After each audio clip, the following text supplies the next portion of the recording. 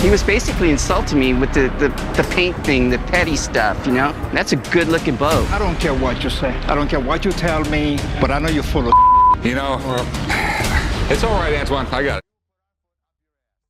If you thought that seller was pissed, then you need to see this next one. Here, this guy, an amateur collector, brings in a flintlock pistol created in the 18th century. Mere looking at it, the gun looks cool. Let's see what's more to know about it. After they'd shoot something, and they'd flip it around and use this to smash somebody in the head. You actually make some of these with axes on the end of them. Yeah, isn't that cool?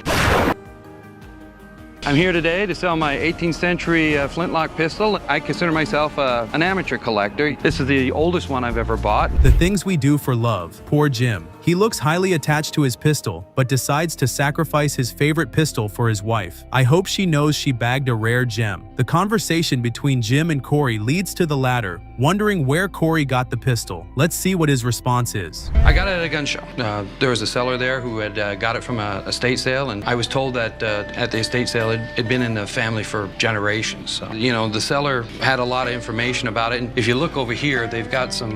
Without a doubt, things seem to be going well until Corey brought up the issue of authenticity, but you can't blame him. Most of these items that look super cool always end up being fake. So, let's see what Sean, the expert Corey called, says about this pistol. Well, this form of flintlock pistol was made by the British military in between the years about 1790 and 1820. It's a smoothbore barrel with a range of about 20 to 30 feet. What? That was such a shocking revelation. However, Sean has an explanation for his statement. First of all, the markings were, punched in as opposed to hand engraved. The crown over GR mark is for King George III, which is correct for the period guns. However, it's a bit different in style. It's not hand engraved. You would have certain markings on the barrel that were proof marks from the Tower of London. Yikes, that's even worse news. Jim feels extremely disappointed as he thought the pistol had great potential. Even though Corey and Sean feel sorry for him, I don't think they can do much. One thing is for sure though, Jim will never buy anything antique again. Yeah, so, okay, maybe the thing is a fake. Yeah, man, unfortunately this happens a lot. I mean, you gotta have something saying that it's real. I feel bad for the guy. I mean, I wouldn't want to lose that kind of money either, but I mean, he should have got the paperwork. Sorry. Oh, boy.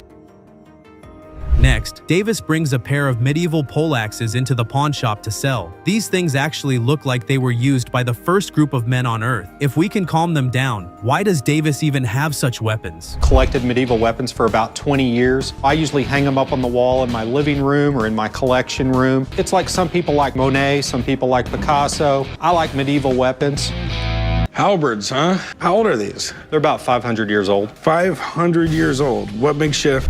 How much is Davis willing to sell these axes to the Harrisons? Let's find out. I need 7,500 each. 7,500 each. All right.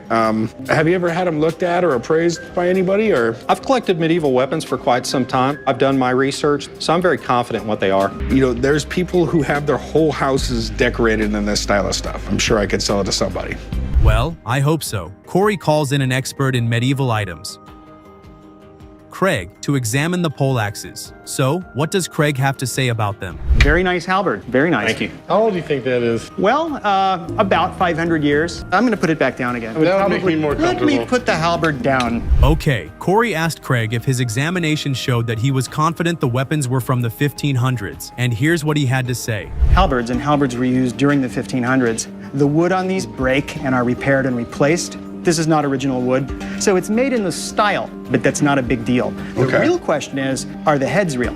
The Victorians were famous for building classic production of older weapons. Decorator piece or not, Davis doesn't look happy. He strongly disagrees with the expert, and he even expresses this. You think it's not original because it's flimsy, but that thing is hand forged, and I believe it's original based on what I've studied. They were hand forging things in the Victorian period too. So what about this one? Okay, this one, taking a close look, it does have a foundry marking on it. Would you look at Davis's angry face?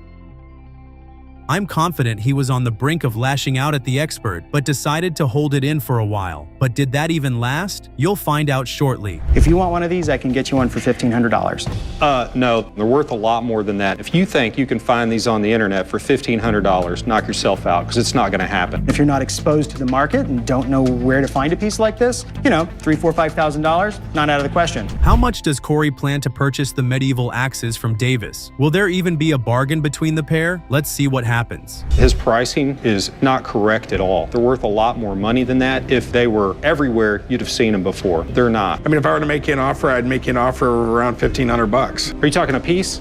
No, I'm talking total. In this scene, two antique rotating double-barrel rifles are brought into the pawn shop to be sold. Although the seller, Mike, claims that he cannot use the guns, he believes that they are badass, and that whoever gets to own them would appreciate them. Rick wants to know more about the guns, so he asks Mike to tell him how they came into his possession.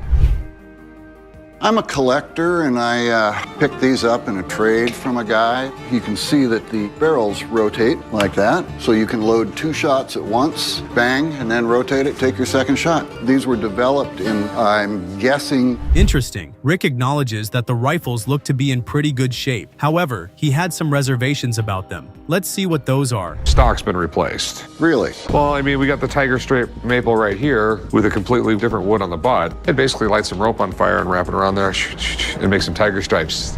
Rick states that this type of rifle is quite rare. He adds that the rifle's left-handed feature makes it more special. No doubt, Rick is starting to show interest in the rifles. However, his reservations about them make it difficult for him to offer a deal on the spot. You don't have all the original parts, it's difficult to put a value on. What do you want for them? I'd like to get $2,000 each for them.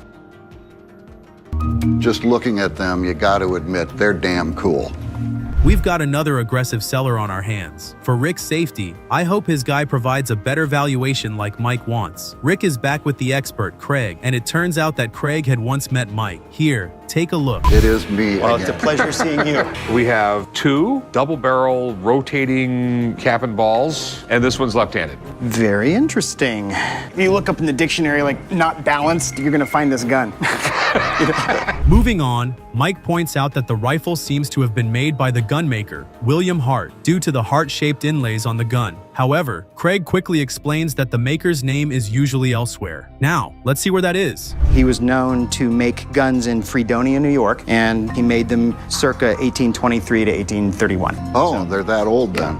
Actually, in my opinion, these are probably turn of the century. As Rick said, the guns are a composition of old and new rifle parts. Upon hearing that his rifles were not what he thought, Mike decided to get more information about them. Let's see what more Craig had to tell him. Well, then this piece that says William Hart on it, would these have been recycled from the 1830s? Possibly. Some of the parts may be from the 1800s, but unfortunately, these swivel barrel rifles were... Oops, someone's getting upset. Undoubtedly, it's disappointing to hear an item you consider high value to be rubbished in such a manner, but it is what it is. These sellers need to learn how to take a loss better. Meanwhile, Rick still wants to purchase the rifles from Mike. Would they be able to strike a deal? Let's find out. What do you want for them? Well, how about $2,000 for the pair? I can't do that. We can't do that. I'll give you $1,100. Too low. I mean, they're really, really cool, and I do think they'll sell, but I mean, they are what they are. But they do have a coolness to them. What's your bottom dollar? $1,500.